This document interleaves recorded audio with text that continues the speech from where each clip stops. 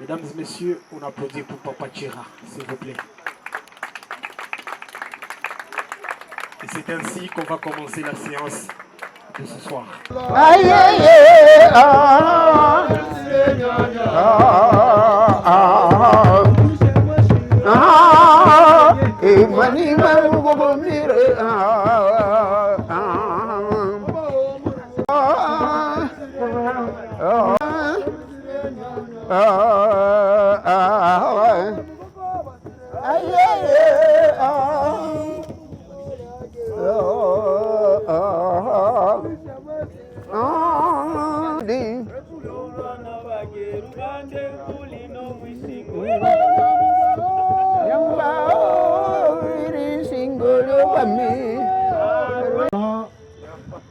On va applaudir pour le ballet, mesdames et messieurs.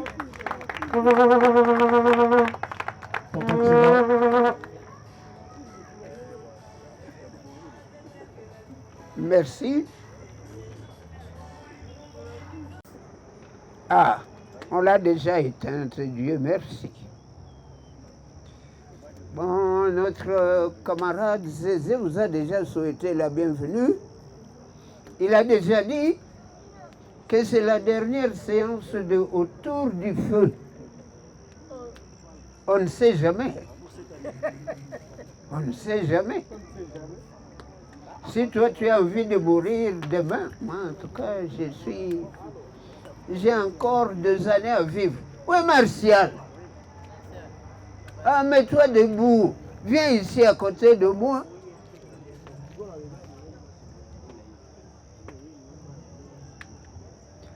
Pour ceux qui ne le savent pas, les jours où Martial se mariera, c'est alors que je vais demander au bon Dieu de me retirer de la planète Terre. Voici Martial. Donc s'il y a des demain, ils peuvent les chanter. Merci. Vous pouvez rentrer à votre place, Martial. Oui. On nous a demandé de vous parler aujourd'hui des origines de la guerre du M23. Oui. Je voulais que tu donnes la parole à Christophe pour qu'il parle. Et qui est célèbre pour avoir composé une chanson ridicule. Il est dans la ville.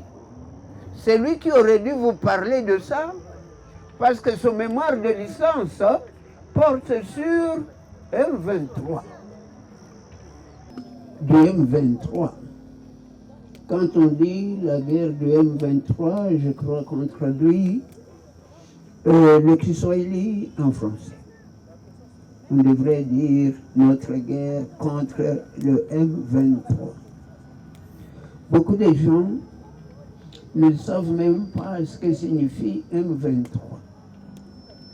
Il faut d'abord dire aux jeunes gens qui se trouvent là que dans M23, le M représente le mouvement 23.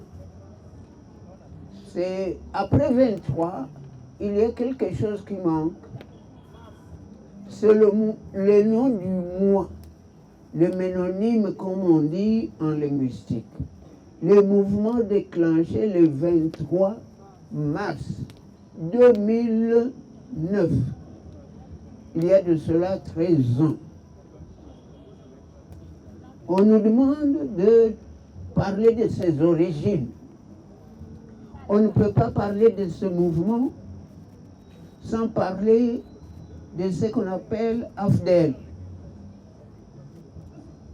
Alliance des forces démocratiques pour la libération du Congo.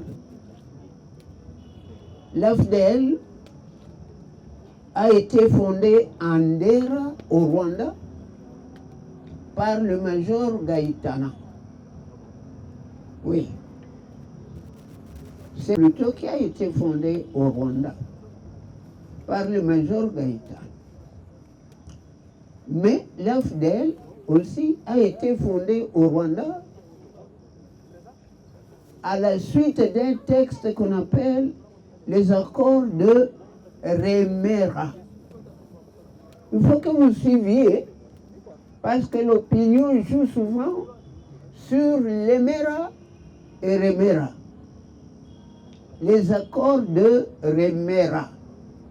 Remera se trouve à Kigali, aux environs de l'aéroport de Kanombe.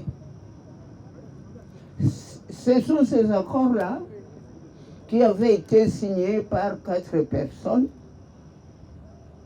Parmi les 4, il n'y a plus qu'un seul qui est vivant, parce qu'il n'est pas congolais. Tous les autres sont morts, parce qu'ils étaient congolais et ils avaient un brin de patriotisme. Les 4, c'est Kisase Nganou, il était Moutetela. Le deuxième, c'est Anselme Massassou Nindaga, un garçon produit par mon ancien camarade au collège Saint-Paul. Son père s'appelait Augustin Nindaga. Il avait épousé une fille rwandaise,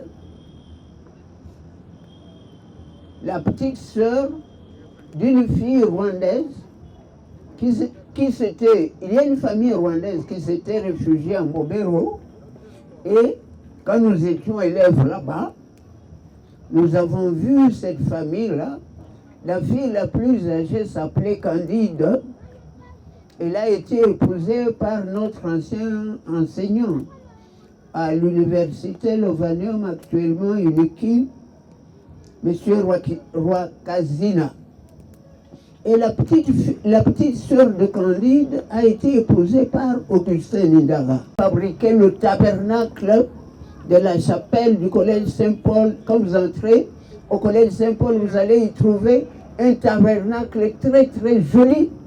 Il a été fabriqué par le grand-père de Anselme Massassou Nindaga. Le 3e signataire des accords de Remera, c'est Deo Bouguera, Deogracias Bouguera. Il est encore en vie.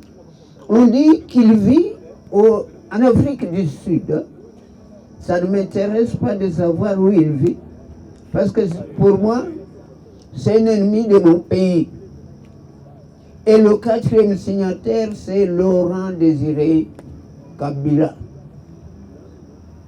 Les textes des accords de Remera étaient inconnus. Mais aujourd'hui, on le connaît. Par exemple, l'article 3 de ces accords dit « Les sols et les sous-sols du Zaïre appartiennent à l'AFDEL ».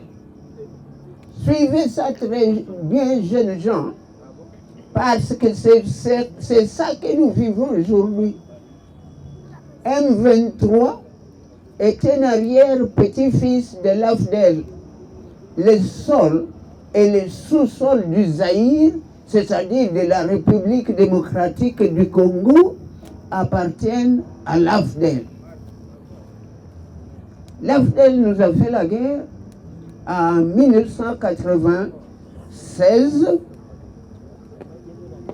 Quand la guerre a commencé, on l'a maquillé, on a dit que c'était les Banyamulenge qui s'étaient révoltés, mais aujourd'hui, beaucoup de Banyamulenge disent qu'ils ne partageaient pas cette histoire.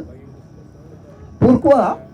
Parce que c'était des pays, les grandes puissances de ce monde, qui voulaient chasser Mobutu et les remplacer par quelqu'un de leur obédience.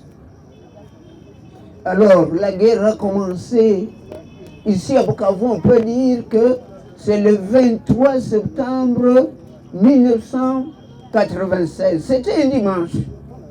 Mais la prise de Bukavu, que nous devons considérer comme le début de la recolonisation de notre pays que nous vivons aujourd'hui, a eu lieu le mardi 29 octobre 1996. C'est ce jour-là qu'on a tué l'archevêque Monseigneur Mouzirwa et que les troupes de l'AFDEL ont commencé à marcher sur le Congo jusqu'à prendre la ville de Kinshasa le 17 mai 1997. Nous vous signalons en passant qu'en histoire, rien ne s'est fait au hasard. Le 17 mai 1955, c'est le jour où Sa Majesté le roi Baudouin a débarqué au Congo pour venir voir sa colonie. Donc, le 17 mai 1997, quand on nous dit que c'est une date historique, nous disons oui, ça peut être une date historique, mais c'est le jour où des forces néocoloniales ont repris notre pays. Beaucoup d'entre vous ne savent pas qu'après que Kabila se soit autoproclamé président de la République, autoproclamé, c'est-à-dire contre la volonté des gens qui l'avaient amené là-bas, eh bien, il a été régné par tous les Congolais. Régné. Et alors, il s'est mis à réfléchir, au point qu'en février 1998, il a dit que l'AFDEL, c'est un conglomérat d'aventuriers et d'escrocs. Il a dissous l'AFDEL. Et il a créé ce qu'on appelle CPP, Comité de pouvoir populaire. Parce que Kabila est un ancien de l'école socialiste communiste. Et après qu'il ait créé le comité de pouvoir populaire, ceux qui ne se sentaient pas à l'aise avec son revirement politique, ils ont décidé de le quitter. Dans quelles conditions? C'est quand Laurent Désiré Kabila, le 31 juillet 1998, il décide de renvoyer les mercenaires ougandais, rwandais et burundais qu'il avait amenés au pouvoir. À cette époque, si vous ne le savez pas, c'est James Kabarebe qui était chef d'état-major général de nos forces armées. James Kabarebe, qui se trouve au Rwanda aujourd'hui. C'était lui le patron de notre armée. Alors, le 31 juillet 1998, Laurent Désiré Kabila décide de renvoyer tous ces mercenaires chez eux, dans leur pays. Nous étions membres de la société civile. Ces jours-là, nous nous sommes réunis. Nous lui avons envoyé un message de félicitations. C'était un vendredi. Et voilà que le dimanche 2 août, 2 jours après que nous...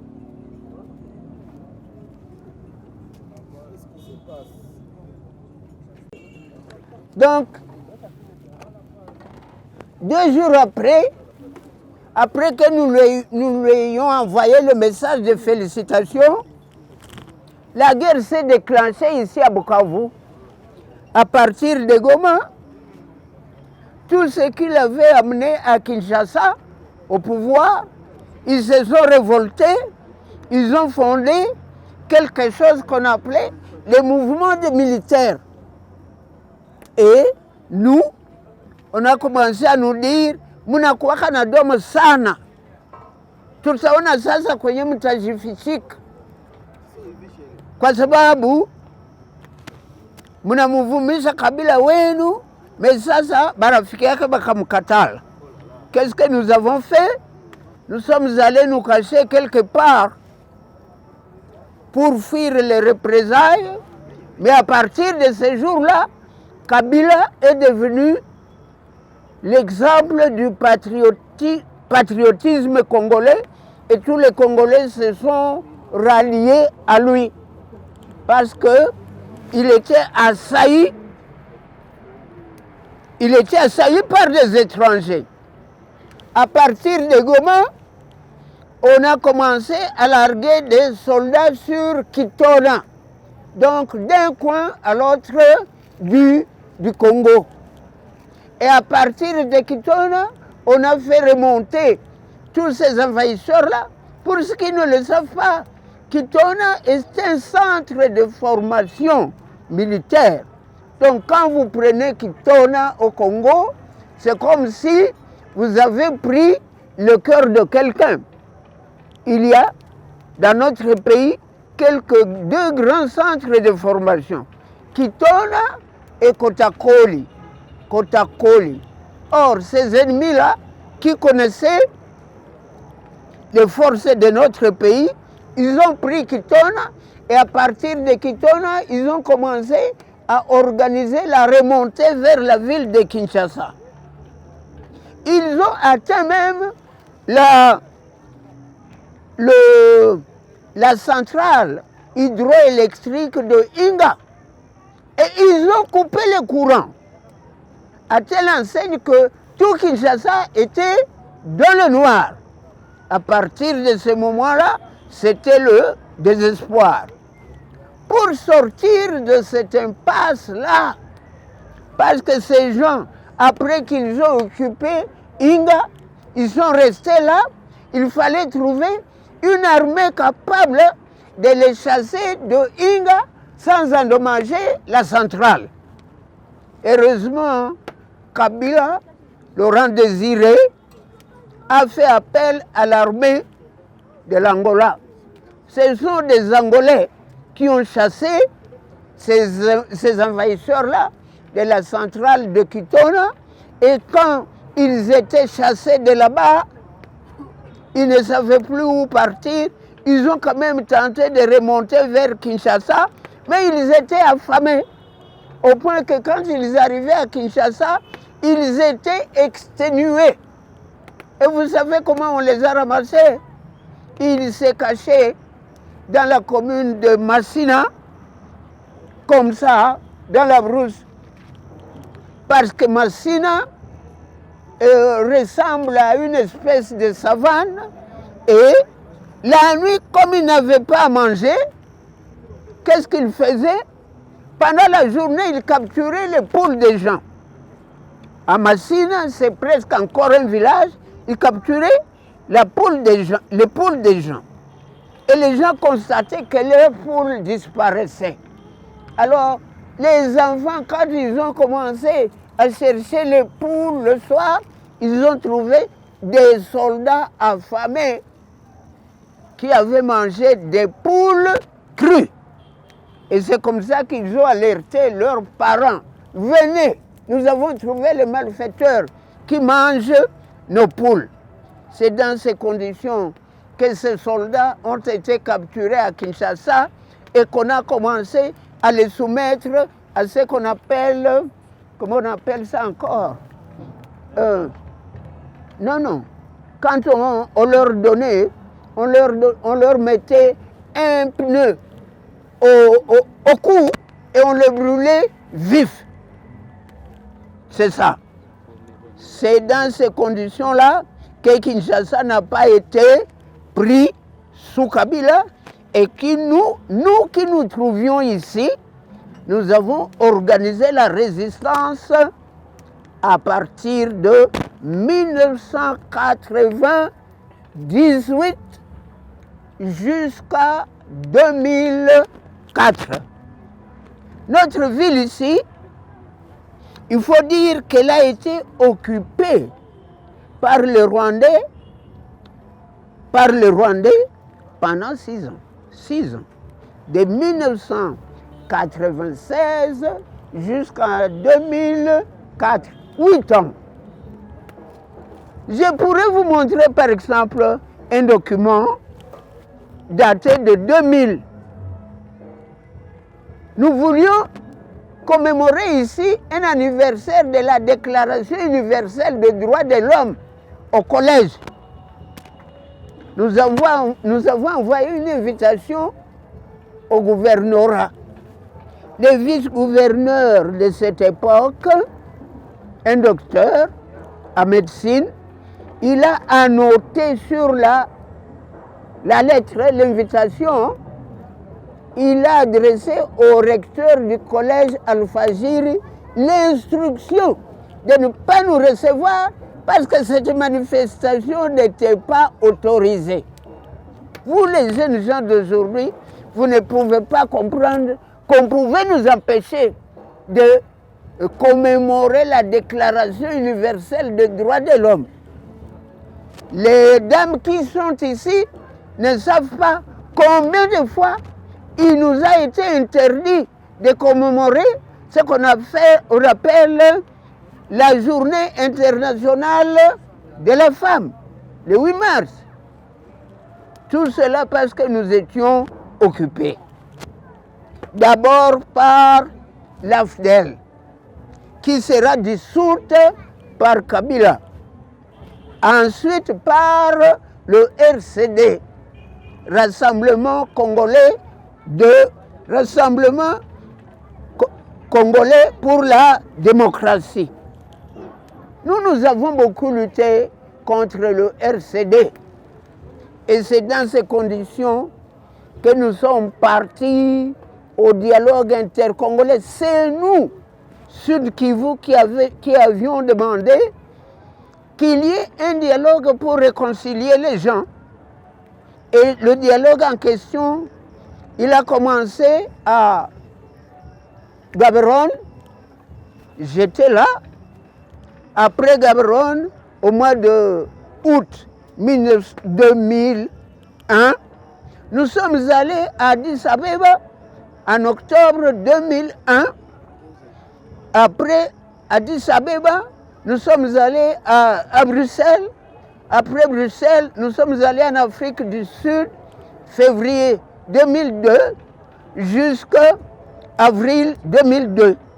C'est à ce moment-là que nous signons un accord et que le facilitateur qu'on appelait Massire, nous tous, nous signons l'accord, sauf le RCD et l'UDPS, sauf le RCD et l'UDPS.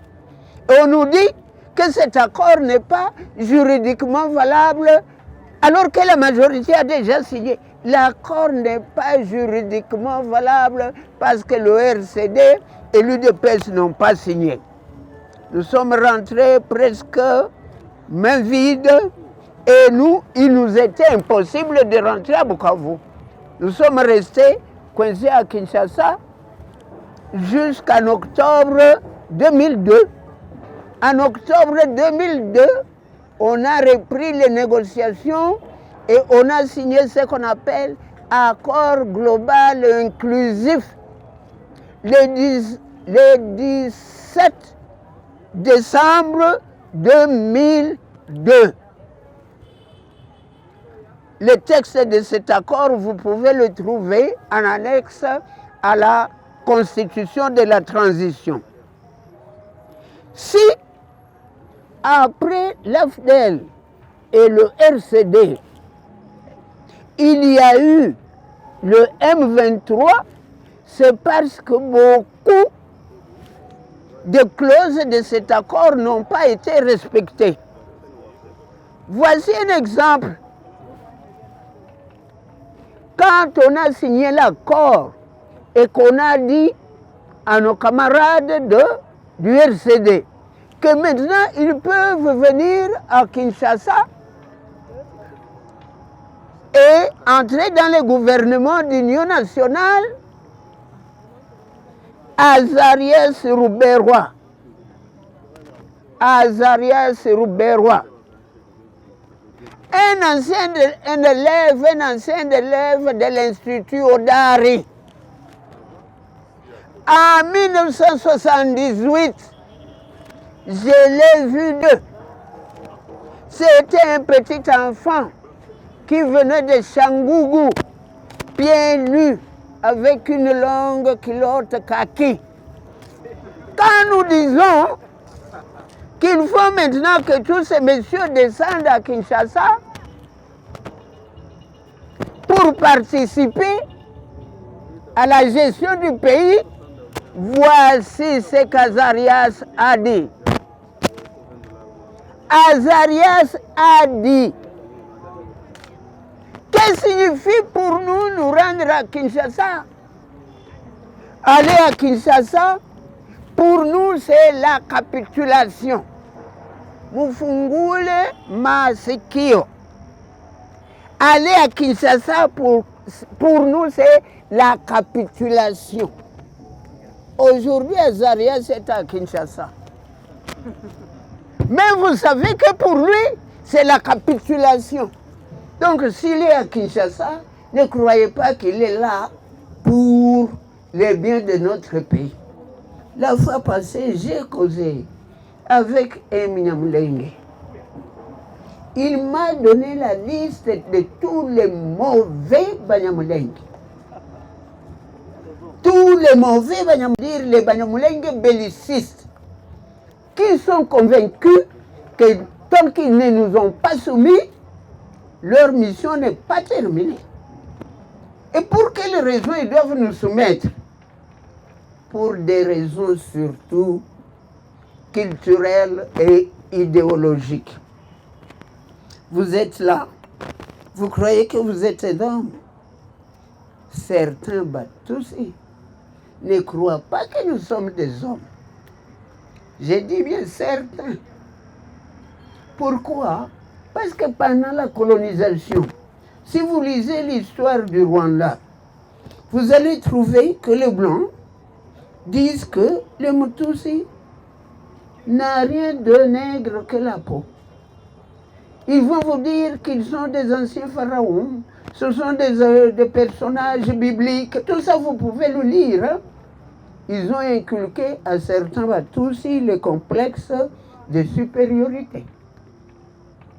Et c'est ainsi même qu'en 2008, un enfant que nous avons vu grandir à Bolo 2, le fils de Tiniofor, après qu'on ait pris le Rwanda, il est rentré là-bas.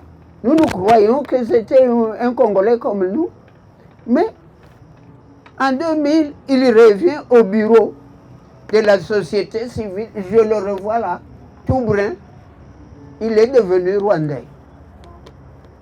Et il fait partie d'une ONG qu'on appelle Africa Rights. Et il nous dit ceci, en 2000. Quand nous viendrons chercher les intérêts à moi,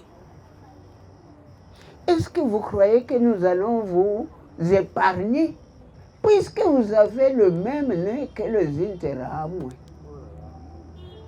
Voilà où nous en sommes. Donc, il y a des gens qui font la guerre parce qu'on leur a appris qu'ils sont supérieurs, parce qu'ils ont un nez pointu, ainsi de suite. Mais nous, quand nous dissertons sur les critères de la beauté, nous croyons que le nez pointu n'est pas un critère de beauté.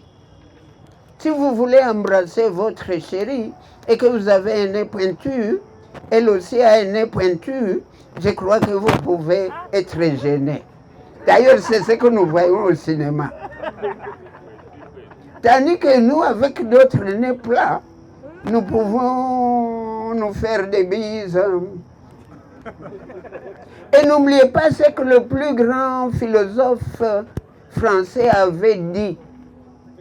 Le nez de Cléopâtre, s'il eût été plus court, la face du monde aurait changé. Il y a une femme qui s'appelait Cléopâtre, qui était une négresse. Et vous savez qu'est-ce qui faisait sa beauté? les dimensions de son nez. Il n'était ni trop long, ni trop court. C'est pour cela que Blaise Pascal a dit le nez de Cléopâtre, s'il eût été plus court, la face du monde aurait changé. À cause du nez de Cléopâtre, un Romain qui s'appelle Antoine a trahi son pays, n'est-ce pas? Il s'est amouraché de Cléopâtre, et Cléopâtre l'a amené en Égypte. Tous les Romains sont venus combattre Antoine, et ils ont tué Antoine. Et lorsque Cléopâtre a constaté que son chéri était tué, elle s'est suicidée. Elle s'est fait mordre par des serpents, s'est fait piquer par des serpents, et c'est ainsi qu'elle est morte. N'oubliez pas que Cléopâtre a séduit 3 grands hommes de l'Empire romain. C'est à cause de Cléopâtre qu'on a tué César. Vous connaissez César? César a eu un enfant avec Cléopâtre. Mais quand César a voulu épouser Cléopâtre, Cléopâtre lui a dit, comme tu n'es pas roi, tu ne peux pas m'épouser. C'est alors que César a voulu transformer la République romaine en royaume. Et c'est pour cela qu'on l'a tué. Il est mort à cause de son amour pour Cléopâtre. Et après sa mort, son neveu Antoine s'est amouraché de Cléopâtre. Aussi, il est mort. Mais revenons à l'affaire. Quelqu'un est à Kinshasa. Il s'appelle Azarias Rouberois.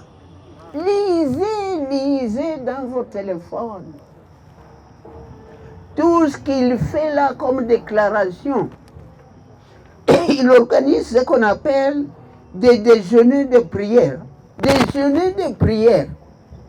Lisez ce qu'il fait comme déclaration. Tout son texte contient le verbe doit. Les dirigeants actuels de ces pays doivent. Est-ce qu'un simple citoyen peut parler aux dirigeants comme ça? Un simple citoyen dit, les dirigeants de ces pays devraient. N'est-ce pas? Lui, il ne nuance pas. Et quand nous étions au dialogue intercongolais, eh bien, Azarias n'utilisait pas sa bouche pour parler. Il utilisait son bras, comme ça, comme pour donner la mesure aux gens. N'est-ce pas? Et nous, qui sommes professeurs de français, on analysait. Parce que l'expression orale qu'on vous enseigne, ce ne sont pas seulement les mots, c'est aussi les gestes qu'on fait, c'est aussi les costumes qu'on porte. Vous parlez aux gens et vous commencez à battre la mesure, alors que le président de l'Afrique du Sud est parmi eux. Et il y a un envoyé du secrétaire général des Nations Unies. Mais quand vous parlez à tous ces messieurs, vous commencez à battre la mesure, à battre la mesure. Vous oubliez que vous étiez un petit enfant qu'on a vu à l'Institut Odari. Et nous, je vous informe que nous ne les respections pas. Et qu'aujourd'hui, nous ne les respectons pas. Parce que c'est un ennemi de notre pays. À bon entendeur, salut. Maintenant, vous voulez savoir qu'est-ce qui est arrivé après qu'on ait signé l'accord global inclusif. Il était prévu que les anciens soldats du MLC, Mouvement pour la libération du Congo, les anciens soldats dont disposait Jean-Pierre Bemba, rentrent à Kinshasa et qu'ils soient déversés dans ce qu'on appelle Forces armées de la République démocratique du Congo. Ces soldats sont arrivés, ils se sont intégrés, ils n'avaient pas de problème, parce que pour la plupart c'était des lingalophones, des anciens soldats de l'armée de Mobutu. Mais ceux du RCD, eh bien, voici ce qui leur est arrivé. Il était prévu qu'à l'issue de l'accord global inclusif, on forme une armée harmonieusement intégrée. Harmonieusement intégrée. Qu'on voit qui est qui pour entrer dans notre armée. Eh bien, on n'a pas fait ce contrôle-là. On a fait ce qu'on appelle brassage, n'est-ce pas? Mixage. Et notre armée actuellement est infectée, polluée, malgré les efforts qu'un certain Elias Boulungura et Maïmaï, quand on a mis, il faut former une armée républicaine intégrée. Il a mis le doigt, il a dit non, il faut ajouter l'adverbe harmonieusement.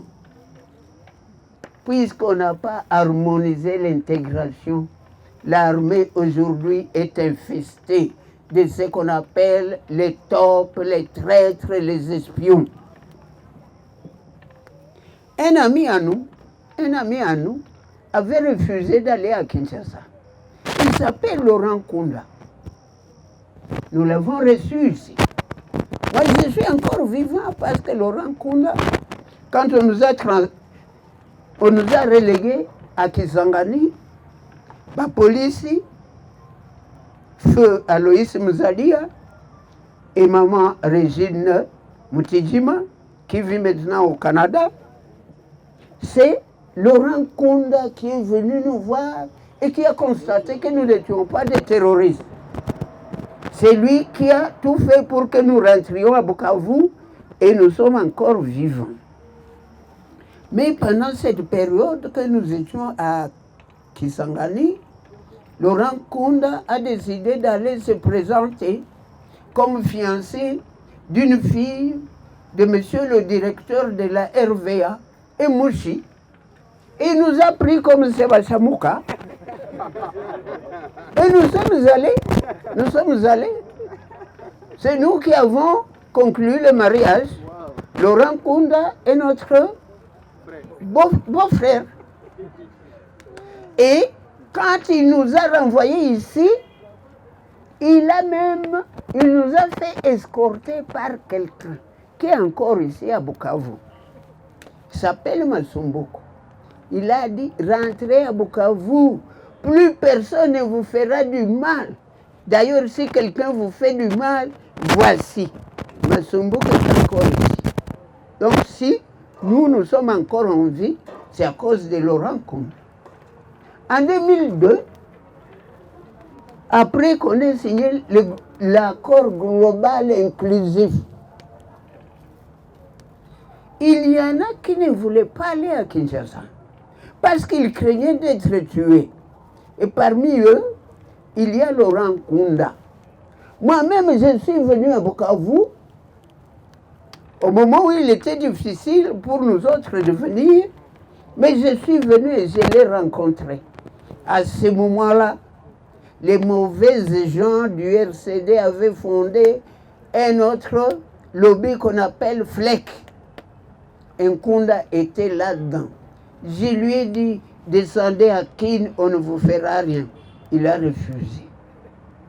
Et c'est comme cela qu'à partir du FLEC va naître un autre mouvement qu'on appelle le CNDP. Le CNDP va faire la guerre. Je crois qu'il va même prendre Goma un jour. Et puis, on sera obligé de négocier avec lui. On va organiser la conférence de Goma en janvier 2008. Et cette conférence va se terminer en queue de poisson. Pourquoi?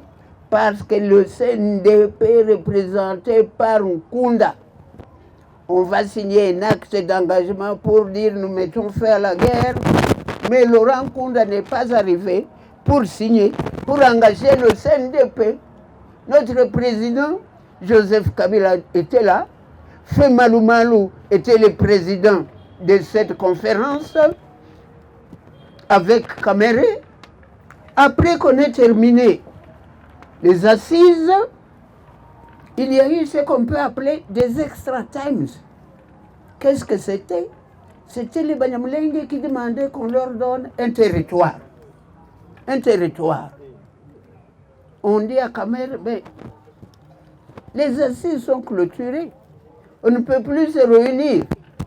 Je ne sais pas pourquoi il avait accepté qu'on puisse encore parler. Et un soir,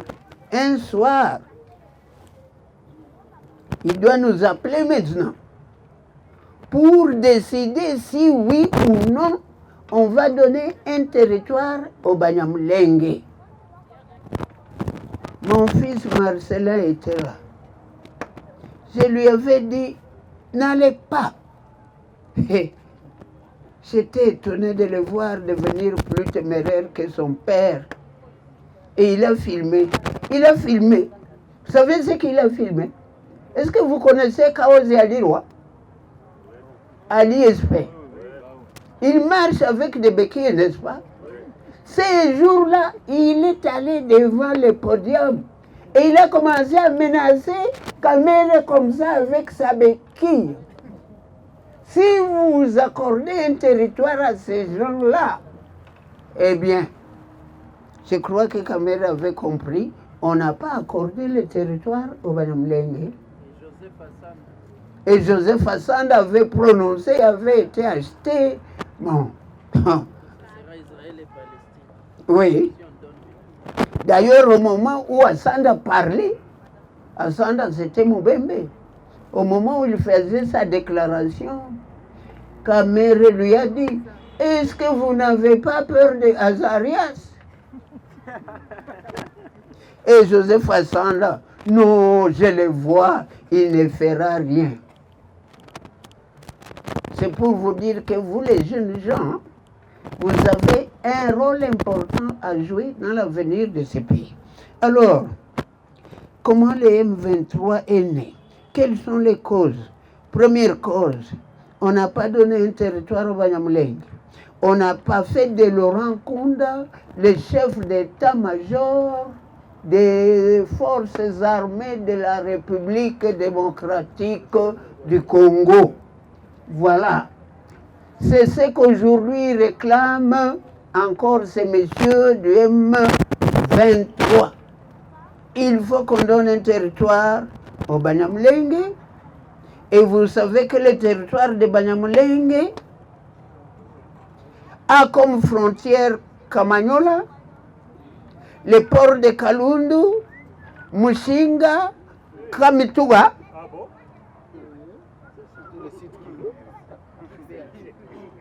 Ça, c'est le territoire qu'il revendiquait en 1999. C'était les limites. Maintenant, on a changé. Au lieu que ce soit territoire, c'est commune. La commune de Minembwe. Vous comprenez la commune de Minembwe, quelles sont ses limites?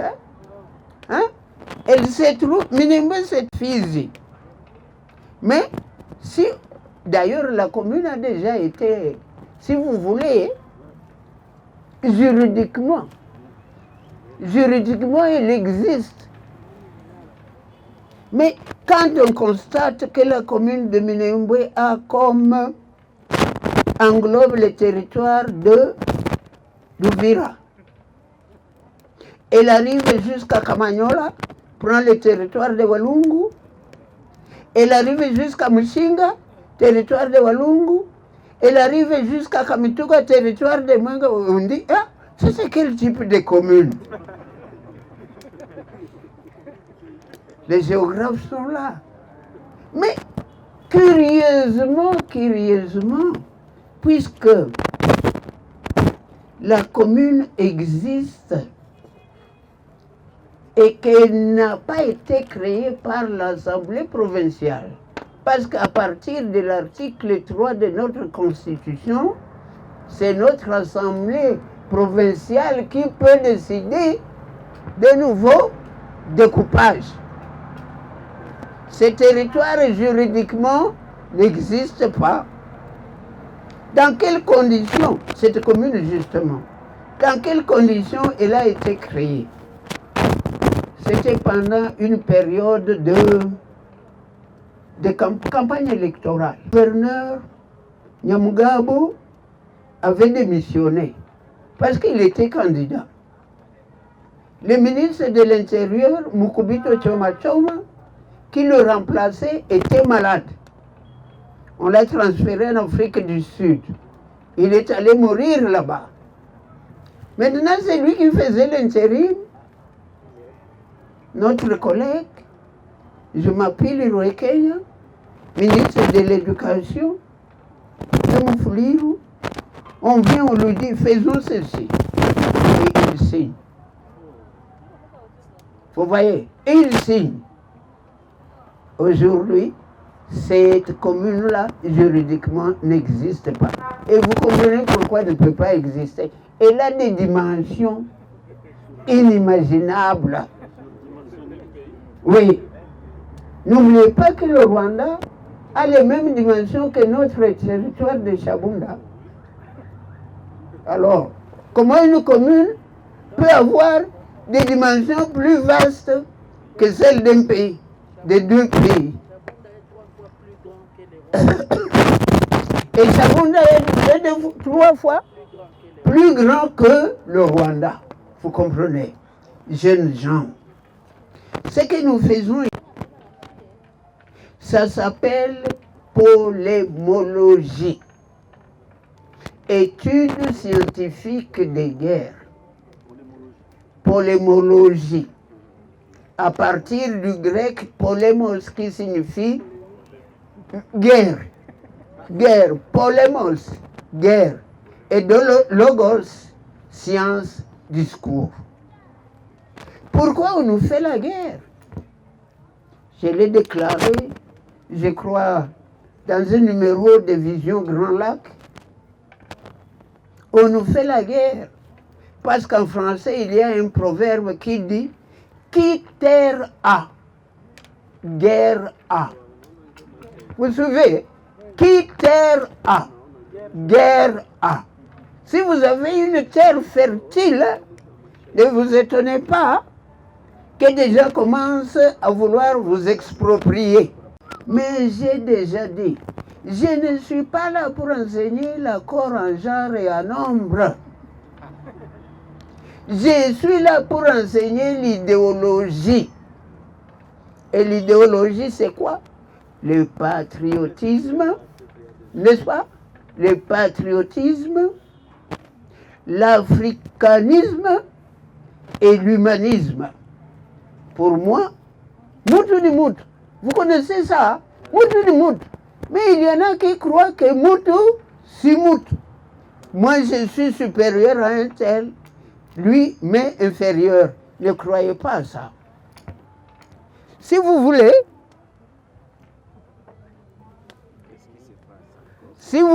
vivre longtemps comme Congolais, eh bien, prenez comme devise Michelet. C'est un historien français qui a dit « Ce qu'il faut apprendre à l'enfant, c'est sa mère, c'est-à-dire sa patrie. » Vous qui êtes là, vous ne connaissez pas votre mère, Motherland, la mère patrie. Vous vous moquez des Kinois qui ne connaissent pas Bukavu. Mais vous-même, est-ce que vous connaissez Bosobolo et Sandoa?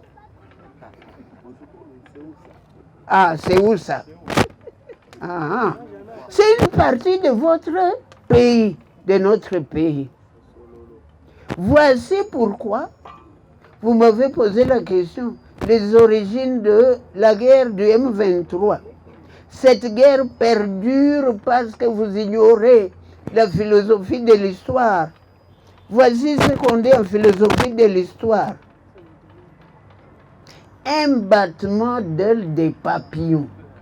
Un battement d'ailes des papillons peut provoquer un tremblement de terre à New York. Un tremblement d'ailes de papillons à Tokyo peut provoquer un tremblement de terre à New York. Ça, c'est ce qu'on appelle l'effet papillon. Quand la guerre a commencé en 1996, à Fizi, nous nous disions, kule ni mbali, haitafika huko. C'est arrivé à Uvira. Kule ni mbali, haitafika huko. C'est arrivé à Nyangezi. Kule ni mbali, haitafika huko. C'est arrivé à Major Vangu. Les jours où ils étaient à Major Vangu, mon fils aîné se trouvait sur la route là, en train de contrôler, alors qu'ils étaient déjà à Major Vangu. À quoi je vais arriver? Il y a la guerre au nord Kivu. Nous, les habitants du sud Kivu, nous disons Nimbali. Bunagana, c'est où? C'est où? Oh, how to do? Beni, c'est où? How to do? N'oubliez pas ce qu'on appelle l'effet papillon. Un tremblement, un battement d'ailes de papillon à Tokyo peut provoquer un tremblement de terre à New York. Je chute. Quand on est 26, les Kinois croyaient que ça n'allait pas leur arriver. Aujourd'hui, c'est le Nord Kivu, nous croyons que ça ne nous arrivera pas. Est-ce que vous connaissez le nombre d'espions qui vivent avec nous maintenant là? Vous connaissez? Les infiltrés, peut-être ils sont ici parmi vous. Et vous savez pourquoi? Parce que vous ne vivez pas correctement. Vous vivez dans un pays qui vous a négligé. Vous n'êtes pas boursier comme nous. Nous avons étudié aux frais de l'État. Et quand on attaquait le Congo, nous partions au Mongaliema et nous demandions à Mobutu, enrôlez-nous. Et Mobutu nous disait, non, j'ai des soldats. Vous là, étant donné que vous menez une vie relativement pénible, quand vous apprenez qu'on attaque les Congolais, vous dites, la Bouddha l'Indien va te sauver. Ne vous trompez pas. Lisez l'article 66 de notre Constitution et vous allez trouver que quelle que soit la situation que nous vivons, quand le pays est attaqué, il faut oublier ce qu'on est et se mettre à la disposition de son propre pays. S'il y a des juristes parmi vous, ils connaissent les principes latins. Salus patria suprema lex. Le salut de la patrie, c'est la loi suprême. Quand notre pays est menacé, oubliez toutes les autres lois. Oubliez même les délibérations. Parce qu'on peut vous coller aujourd'hui votre grade de licencié en chimie. Et demain, Emilia Mlenge qui n'a pas étudié, vous commencez à vous traiter. C'est que chouchou, fungula quinoa. Et il va cracher dedans. Nous avons vécu ça. Kichouchou. N'oubliez pas qu'ils nous ont dit, Yesundio sera. Yesundio sera. Puisque vous n'avez pas vécu tout ça, quand on vous parle même de Mutebussi, vous dites, ah, c'était quoi? Quand on... Jeunes gens, si vous prenez votre vie à la légère, le M23 va faire de vous ses esclaves. Parce que nous, que vous voyez là, si nous n'avions pas réagi, aujourd'hui, le Congo n'existerait même pas. Le noyau de la résistance, c'était l'ISP. Et nous avions l'appui de toute la ville de Bukavu. Nous avions l'appui du monde entier. C'est pour ça que le Congo existe encore. À partir de cette maison ridicule de Papa Chira. Partez d'ici, terminez. Mais n'oubliez pas que le Congo est menacé et qu'il y a des gens qui lui ont dit il y a 20 ans. Mais alors aller à Kinshasa, c'est quoi? C'est la capitulation. Ils sont déjà là et ils nous font la guerre. Et je connais la liste des Banyamulenge bellicistes. Je ne sais pas si vous savez c'est quoi le bellicisme. belliciste. Un belliciste, c'est celui qui résout tous les problèmes par la guerre. C'est le contraire du pacifiste. Nous sommes pacifistes. Les pacifistes sont des spécialistes en polémologie et en irénologie. Iréner la paix. Comment on peut conclure des pactes de paix, des alliances et tout ça. Je crois que je peux m'arrêter là. S'il y a des questions, vous les posez. On va poser très fort pour Papa Tira, mesdames et messieurs. Il n'y a pas Yves parce que micro est englouti. Micro, il croit. Il y a micro. Il est comme ça, on va voir la déplacer. Nous accorder. J'ai deux petites questions à poser à Papa Tira. Je voulais savoir, parce que dans certains ouvrages, on dit que le mouvement du 23 mars 1-23 est né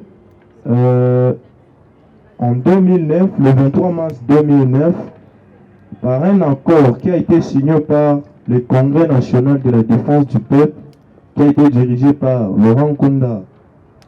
Et par après, en 2012, Jean Bosco Taganda s'est vengé contre le gouvernement congolais. Je voulais savoir que parlait cet accord de Saint-Dopé contre le peuple congolais. La deuxième question, c'est une question de connaissance, parce que moi, de ma part, je suis fâché contre vous. En 1999, vous étiez membre de la société civile. Vous savez que Laurent Désiré Kabila, il est parmi les gens qui avaient signé l'accord de Remera. Et puis en 2011, vous le membre de la... En 2001, je m'excuse, en 2001, vous le membre de la société civile, vous êtes réunis pour demander au gouvernement congolais que Laurent Désiré Kabila soit nommé héros de la République. Pourquoi vous avez fait ça? Ça c'est une faute. Ça c'est une faute pour nous les Congolais. Parce que tout ce qui se passe à Bunagana, c'est Laurent Désiré Kabila et c'est vous. Merci pour la parole. Le M23 est né parce que les accords, quand vous lisez le dictionnaire de droit, au mot accord ou pacte, il n'y a qu'un seul mot, on dit pacta sunt servanda. Les pactes doivent être observés. Or, en politique, souvent on conclut des pactes pour gagner du temps.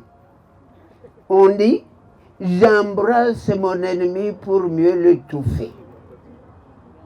Tous les accords qu'on a déjà signés au Congo, aucun d'eux n'a été respecté. Prenons l'accord global et inclusif qui prévoyait la réunification du pays, réunifier le pays. Réunifier le pays ne suffit pas. Il ne suffit pas de réunifier le pays physiquement. Géographie physique, n'est-ce pas? Aujourd'hui, si on vous demande quelle est la superficie du Congo, vous allez trouver que le chiffre a changé. Parce qu'il y a des parties auxquelles nous n'avons pas droit. Nous, société civile du Sud Kivu, c'est nous qui avons dit à l'opinion que le mot interhamwe a un féminin. Vous connaissez le féminin de interhamwe? Une terre à moi. Là où se trouvent les interhamwe, nous les Congolais, nous n'avons plus accès. Je crois que c'est une alerte. Vous avez compris? Vous nous reprochez d'avoir demandé que Kabila, Laurent Désiré, soit proclamé héros.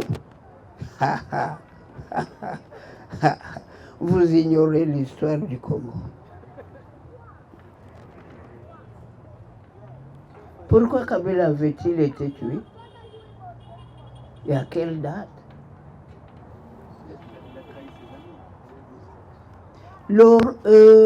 Patrice Lumumba a été tué le 17 janvier 1961 sur ordre du président des États-Unis, Eisenhower. Lorsque Laurent Désiré Kabila, un lumumbiste, plus ou moins attardé, a commencé aussi à vouloir donner au Congo la place qui lui revient. Lorsque Laurent Désiré Kabila a traité les mercenaires qu'il avait envoyés l'amener au pouvoir, lorsqu'il les a traités de conglomérats, d'escrocs et d'aventuriers, conglomérats, lorsqu'il s'est désolidarisé de ces messieurs et qu'il a commencé à payer aux soldats de deuxième classe, recrues, $100. Lorsque nous avons commencé à être payés par les banques, lorsqu'il a créé une nouvelle monnaie, lorsqu'il a créé ce qu'on appelle des brigades agricoles, lorsqu'on a constaté qu'il prenait la même orientation que les Chinois, on a dit, il faut que nous nous débarrassions de cet homme. Et il est mort le 16 janvier, presque dans le même contexte que Patrice Lumumba. C'est lui, c'est à cause de lui que le pays est divisé, oui. C'est lui. Mais n'oubliez pas que, après qu'il ait constaté qu'il avait commis la faute d'amener dans son propre pays des garnisons étrangères, il s'est ravisé. Il a décidé de combattre ces garnisons. Et ces garnisons l'ont tué. Voilà. C'est dans ces conditions que je crois, le 18 janvier, quand nous apprenons, 18 janvier 2001, qu'il est mort, nous avons fait une déclaration, le proclamant héros national. Le pays le fera plus tard, mais nous, société civile du Sud Kivu, nous sommes les premiers à l'avoir proclamé héros national. Pourquoi? Parce qu'il a versé son sang. Supposez qu'il ait commis une erreur grave, très grave, oui. À partir du moment où il a décidé de verser son sang pour sauver le pays, eh bien, je crois que nous pouvons dire que ce n'était pas n'importe qui.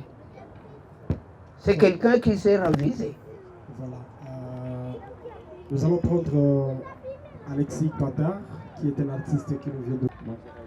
Un peu dans ce que vous avez dit, papa. Dans les accords, on a dit les sols et les sous-sols du Zaïre appartiennent au CNDP, je crois.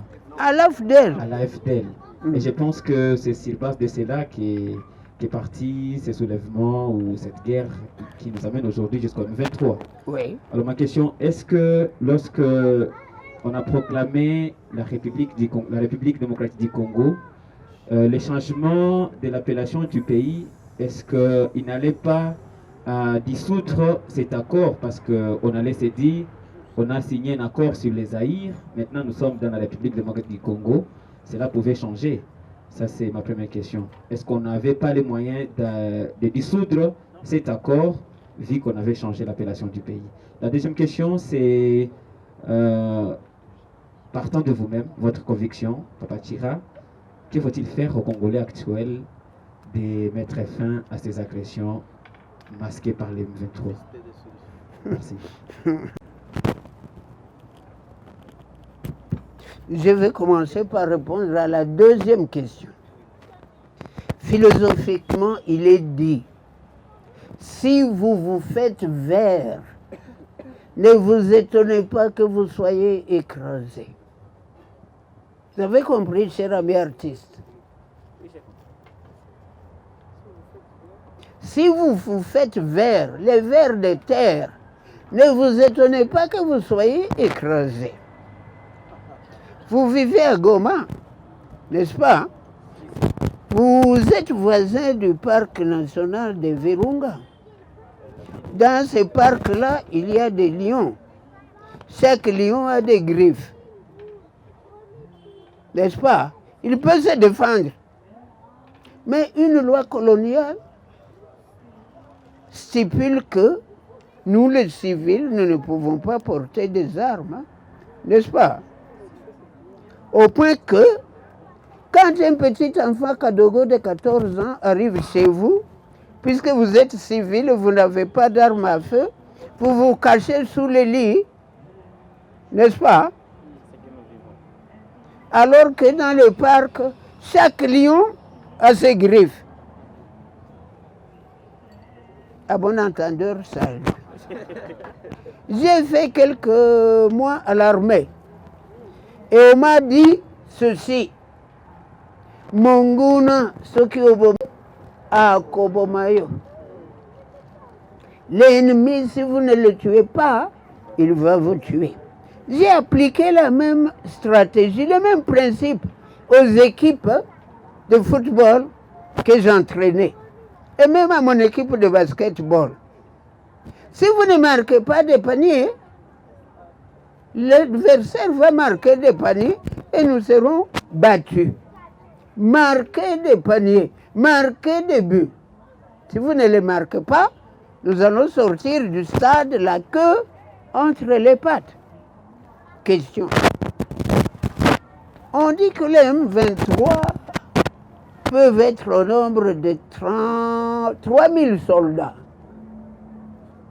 Est-ce que 3 000 soldats peuvent maîtriser une population de 80 millions? Impossible. Alors, qu'est-ce que vous faites, vous artistes? Vous connaissez la fable de la cigale et la fourmi. Les jours où ils vont venir et qu'ils vont commencer à vous dire « Utuimbi wek chuchu », n'est-ce pas? Tu seras obligé de composer des poèmes pour les louer.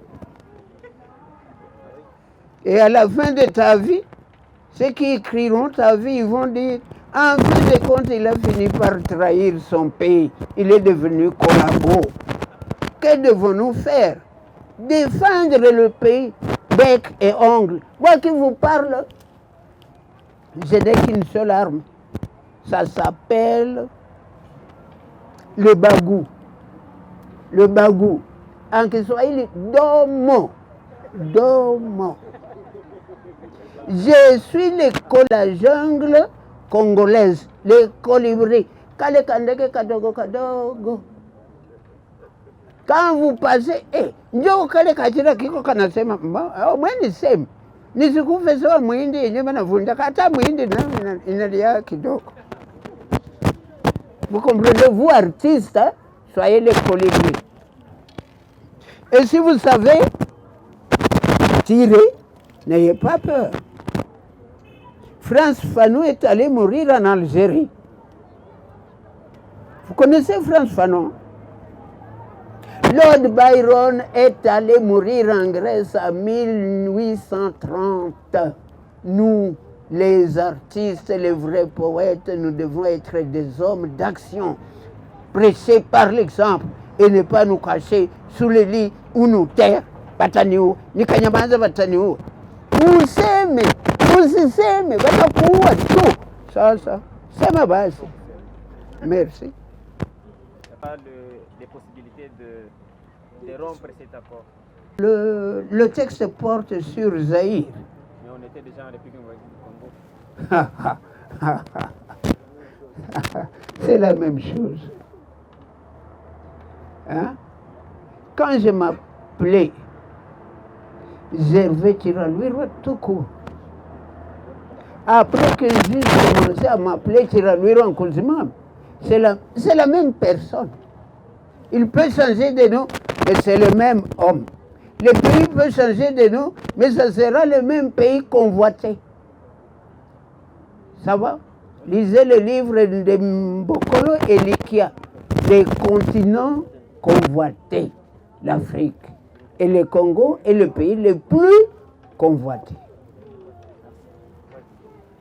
De Azaria, c'est qu'il venait de Sangougou pour venir étudier à l'Institut Odari. Odari, c'est ici à Kimbangu. Oui. C'est là. Cet institut existe encore. Oui, oui. On l'appelle Odari. Oui, voilà.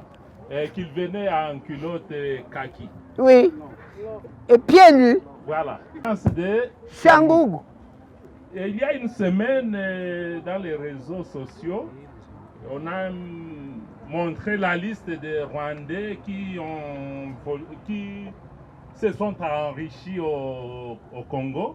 Et sur cette liste, il y avait Azarias Ruberwa.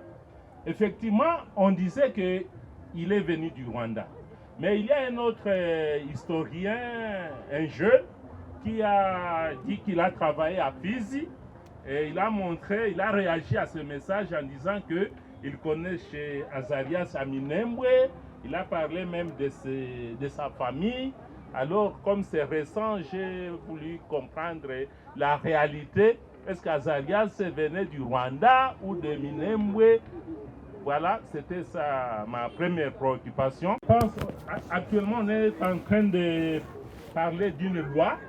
Je pense qu'il n'est pas encore été voté, que désormais les finalistes des universités, je pense, désormais doivent faire un temps de formation militaire.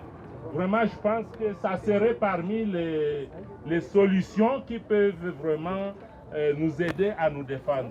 Merci. Superflu.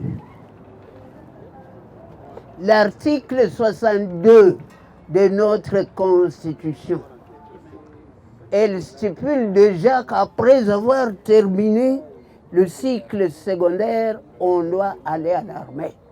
Mais comme nous vivons dans un pays où tout le monde se promène avec la Bible et personne ne se promène avec la Constitution, voici les grandes faiblesses de notre pays. Tout le monde qui passe ici. Mais Biblia inasema.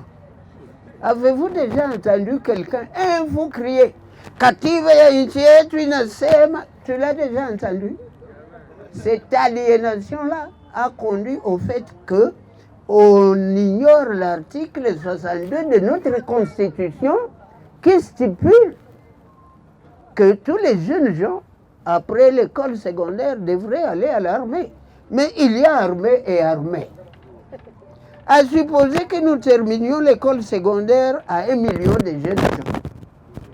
Maintenant, nous décidons d'aller au Conseil pour devenir soldats. Ils vont nous accueillir parce qu'eux-mêmes n'ont rien. Vous voyez? C'est sous Mobutu qu'on pouvait appliquer cela parce que l'armée avait son patrimoine, avait son char automobile, avait sa flotte aérienne, l'armée existait, les camps existaient. Mais aujourd'hui, non. Voilà. Maintenant, vous voulez parler de Azarias, qui serait au dialogue intercommunal. Nous qui l'avons vu à Bukavu, nous disons, voici. Vous avez étudié à l'Institut Odari. Après Odari, votre grand frère était élève en 5e pédagogique. Après Odari, vous êtes allé continuer vos études au complexe scolaire zaïrois de notre ambassade au Burundi. Est-ce que c'est vous? Des questions qu'on lui posait en dialogue intercongolais.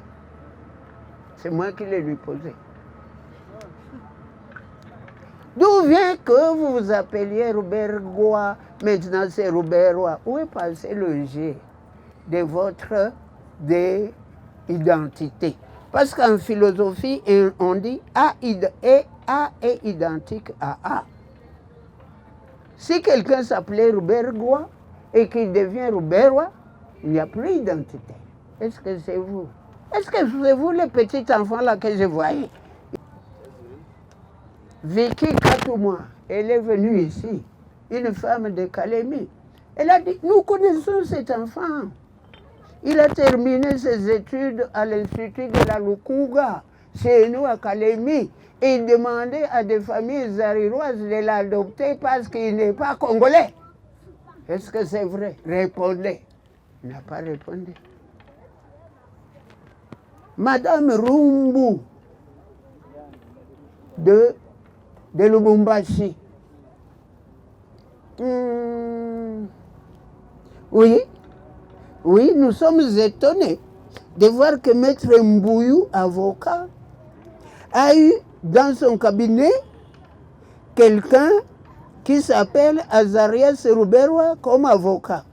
Un jour, une femme, Mutusi, perd son mari à Lubumbashi, et les enfants de ce mari-là, puisque c'était un blanc, hein, ils viennent, ils prennent tous les biens et ne laissent rien à la veuve, Mutusi. Alors la veuve va se plaindre au cabinet de Maître Mbouyou que ces enfants-là, les enfants d'un blanc, hein, puissent lui laisser quelque chose. Azarias Ruberwa écrit une lettre de sa propre main. Il l'adresse à Maître Mbouyou, le patron de ce cabinet-là.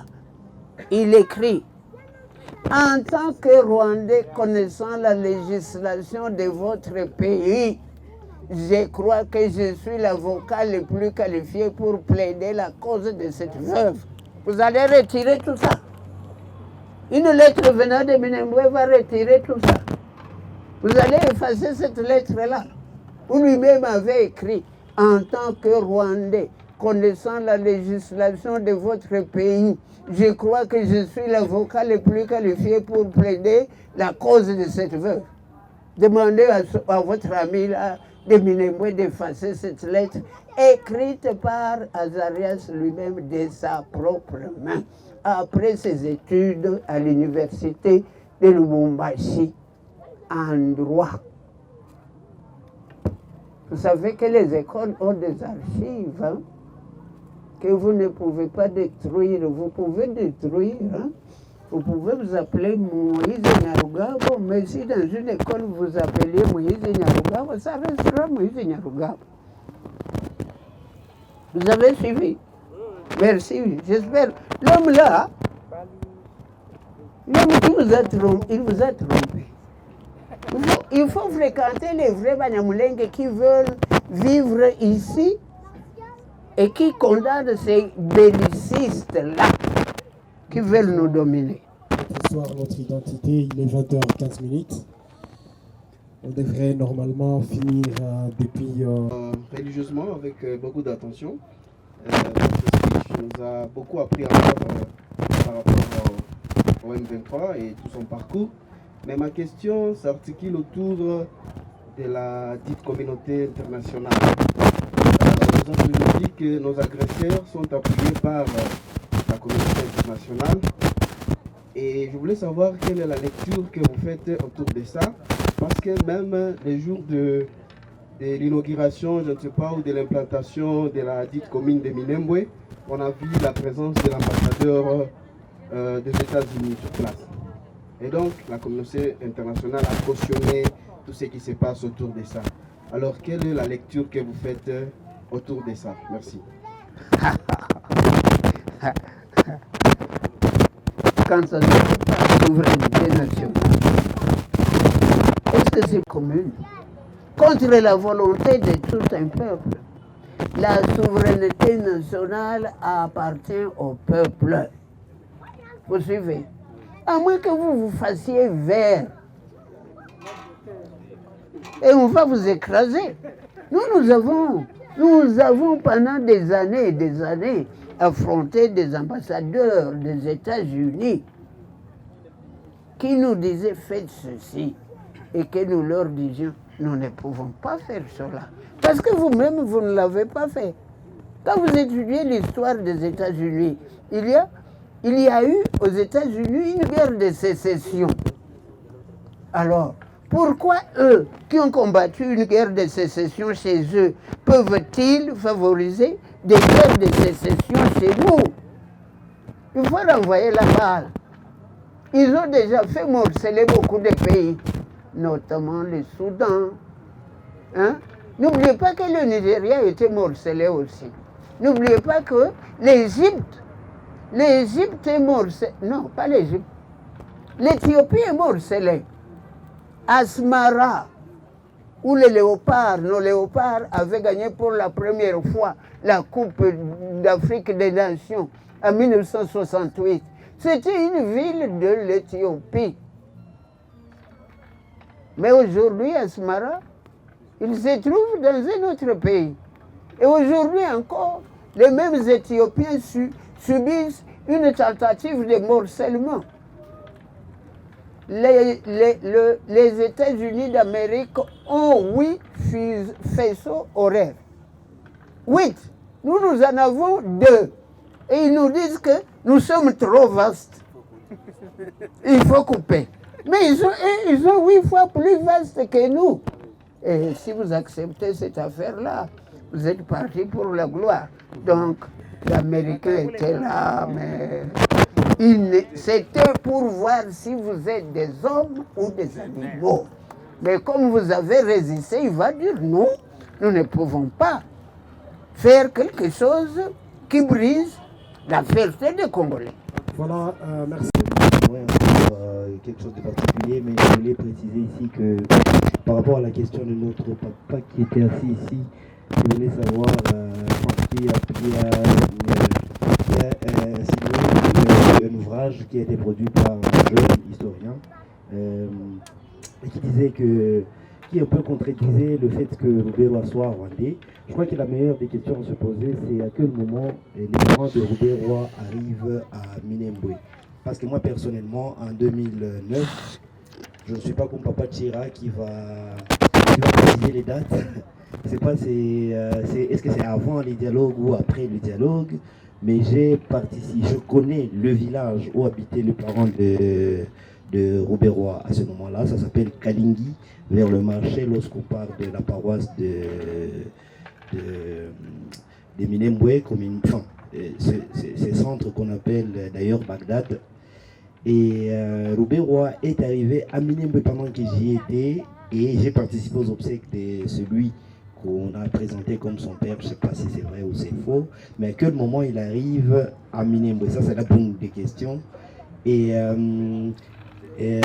pour renforcer les points de vue de Papa Tchira, très honnêtement, en sachant déjà combien de richesses Roubaix avait déjà amassé en RDC, le visage de sa maison, la maison de ses parents, ne reflète en rien ce que ça peut être chez les parents d'un vice-président de cette époque-là. Donc, il y avait Kulwa Misonge Mbili et Misonge Aina Kibambazi. Donc, le toit est confondu au mur. Donc, voilà, et c'est tout. La question pour moi, c'est de savoir à quel moment ces parents de Roubaix que j'ai vus avec mes yeux sont arrivés à Minembwe. Voilà. Ces questions vont rester en suspense. L'inventeur de notre province s'appelle Mouroula Zigabe. Mettez-vous debout, jeune homme. Voici quelqu'un dont vous voyez passer un véhicule, briquette du pied.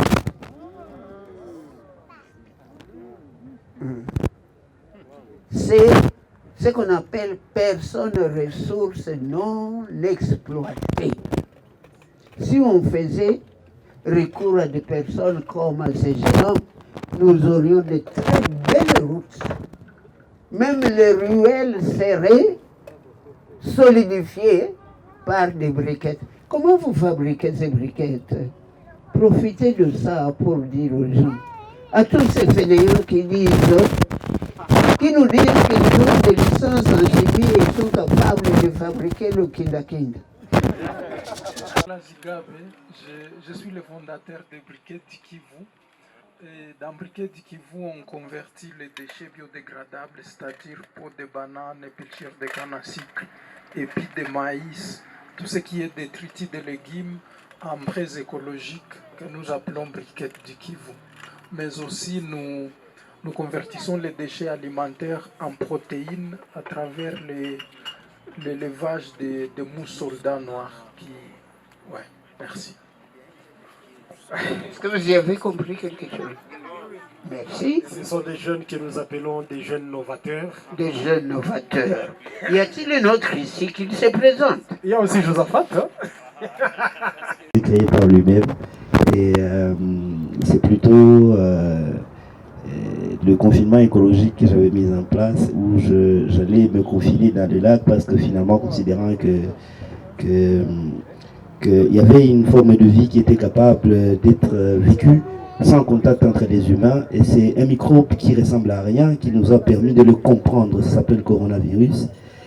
Et voilà, donc je voulais montrer à ce moment-là au maire de la ville quelle quantité de déchets une seule personne était capable de tirer du lac à une journée de travail. Donc j'arrivais dans un endroit, je fais une photo le matin, j'y travaille à main nue, et le soir je refais la même photo. Je mettais les deux photos côte à côte et j'envoyais à monsieur le maire pour lui dire que c'est faisable, c'est possible. Alors c'est à ce moment-là que j'ai ramassé aussi parmi mes déchets un casque bleu qui a échoué sur les lacs, un casque bleu des Nations Unies. Et voilà, comme il fallait recycler mes déchets, donc celui-là je l'ai recyclé en les nettoyant seulement, et puis j'ai commencé à l'arborer pendant mes courses à moto. Et donc j'ai eu des commentaires sur Facebook et sur mes autres comptes des réseaux sociaux, et finalement il y en a un qui m'a dit, il s'appelle Doudou, qui a écrit sur Facebook après beaucoup d'autres commentaires qui me demandaient d'aller déposer les casques aux Nations Unies, et l'autre disait non, on ne peut pas remettre sa couronne lui donnée par la nature. Et finalement il y en a un qui a dit il est temps de repeindre ce casque en vert pour lancer un mouvement afro-écologiste qui s'appellerait Casque Vert, et voilà, le Casque Vert est né. Donc je n'ai pas du tout créé, il s'est créé par lui-même. Voilà. Bukavu, du sud Kivu, je suis né en Bobero. J'ai fini mes études au Collège Saint-Paul. Je suis parti à Goma en 2013 où je vis actuellement. Je suis artiste comédien, je suis également écrivain. Et merci beaucoup à Autour du Feu. J'ai rêvé vraiment de participer dans une de ces séances. Heureusement, j'ai eu l'occasion ce soir. D'ailleurs, je voulais présenter, c'est l'une de mes œuvres, la 4e publiée il y a quelques mois. La balle perdue, récit d'un ex-prisonnier. C'est un récit où il y a vraiment mon histoire personnelle. J'ai passé 2 mois en prison pour une histoire un peu compliquée. Mais si on lit les livres, on pourrait bien comprendre. Voilà beaucoup. Donc c'est ma 4e œuvre. J'ai publié Bingo, l'histoire d'Amondo, Ingabire, la fille de l'autre tribu. J'ai épousé une religieuse, tome 1. La balle perdue, récit d'un ex-prisonnier qui est un récit. Et J'ai épousé une religieuse, tome 2, sort dans quelques mois également. Voilà, aux côtés de cela, il y a une panoplie de pièces de théâtre que je joue, que j'écris et que je réalise. Merci beaucoup. Merci donc. Pour nous le montrer, pour exiger qu'on les baptise ici, par exemple. Je peux répondre. Bon, au fait, j'ai appris beaucoup de celui qu'on appelle Paul Bokassa, qui m'a vraiment initié dans la littérature. Et chaque jour, il nous disait, un écrivain qui produit des livres ne peut jamais se promener ou aller dans une assemblée sans même l'exemplaire de son livre. Bon, au côté d'être artiste, je suis passionné. J'en ai fait aussi une industrie, donc je vis de ça. J'en ai fait du business. Donc s'il y a ceux qui peuvent l'acheter, ils vont l'acheter, mais pas pour le baptiser ce soir. En attendant Eka, qui pourra bien évidemment nous donner l'espace pour rendre populaire cette œuvre. Voilà. Le livre, il est vendu à $10, donc c'est possible. Mais d'accord, tiens, moi, papa. Écoutez, nous, quand nous baptisons un livre, nous vendons aux enchères. Voilà. C'est-à-dire que le livre que vous vendez à $10, nous pouvons en faire le marketing et un exemplaire peut être acheté à $200. C'est possible. Donc, si vous n'êtes pas pressé, comme vous êtes un ancien du collège Saint-Paul, que moi, j'ai étudié moi-même jusqu'à 1966. De 1959 à 1966. Le collège Saint-Paul qui a produit des grands poètes. le troisième écrivain congolais à avoir été publié par Présence africaine. Après Bolamba, ce fut Moulago, et le troisième, c'est Étienne Tchinda Lukumbi, un ancien du collège Saint-Paul. C'est pour vous dire que ce n'est pas n'importe quelle école, le collège Saint-Paul, la plus belle de la République. Pas plus qu'Alpha-Giri. Alpha-Giri Vasseme n'est pas coquet. Notre-Dame de la Victoire. Hein? Ouais, nous battions toujours Victory au football. Juventus, toujours. Parce que c'était l'équipe des Blancs et nous représentions la race. Ça va? Un slammer qui va dire un texte avant de finir. Hope Alfred. Je suis tellement ravi pour la parole, mais je suis tellement ravi, merci. Ouais. Chers citoyens, chers leaders, au cœur à part, je crois que ça fait un moment que je ne vous ai pas raconté une histoire. Aujourd'hui, ce n'est pas une histoire, ni pas un conte que je vais vous raconter. C'est plutôt une vie d'un jeune homme en détresse que je vais vous faire écouter. Appelez-le Congo s'il vous plaît, mais ce n'est pas les noms qui comptent. Certains l'appellent jeune patron au sourire sombre vivant dans la crotte. Lui-même souvent s'est dit rejeté, vivant sans espoir. Je l'ai connu il y a 30 ans de ma naissance et je connais bien son histoire. Victime de guerres sans définition qui se passent en répétition, où les sangs de ce père et mère et frère coulent sans compassion. Et maintenant, il ne lui reste que 26 sœurs comme il m'a appelé province, qui sont aussi attaquées fortement par les hommes d'inconscience. Le crime sauvage partout le pays devient un scandale. Les gens sont égorgés comme des moutons par les rebelles. Ils coupent les têtes des innocents sans peur, sans pitié, sans crainte. Chers citoyens, chers leaders de ce monde, qu'est-ce que vous en dites? Nos mères sont violées, nos femmes sont violées.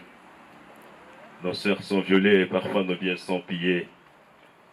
Cette extrême atrocité mène à la pauvreté morale, physique et de lutte. Chers citoyens, chers leaders de ce monde, qu'est-ce que vous en dites? Les activités quotidiennes sont paralysées, tout devient que dalle. Les entreprises sont saccagées, maintenant restent en faux décale. Les écoles sont ravagées, les élèves sont en grève. Chers citoyens, chers leaders de ce monde, qu'est-ce que vous en dites? Dans les zones les plus touchées, le peuple a perdu son idéal. Le crépitement des balles annexées, je dirais un chant dans les morales. Les hommes sont tués, les femmes sont tuées partout. Chers citoyens, chers leaders de ce monde, qu'est-ce que vous en dites?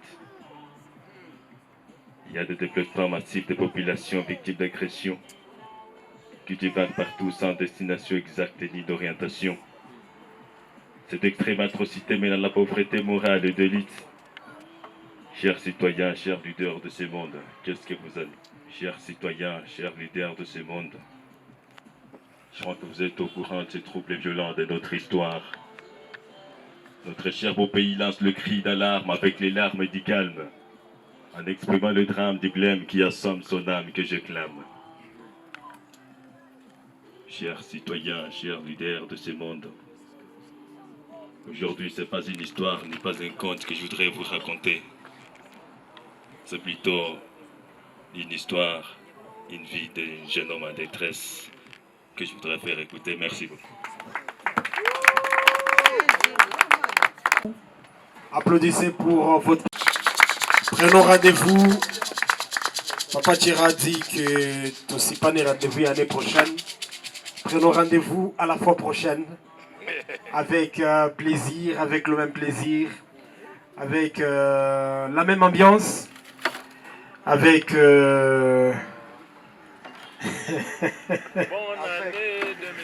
On se retrouve à Bonuki qui nous accompagne.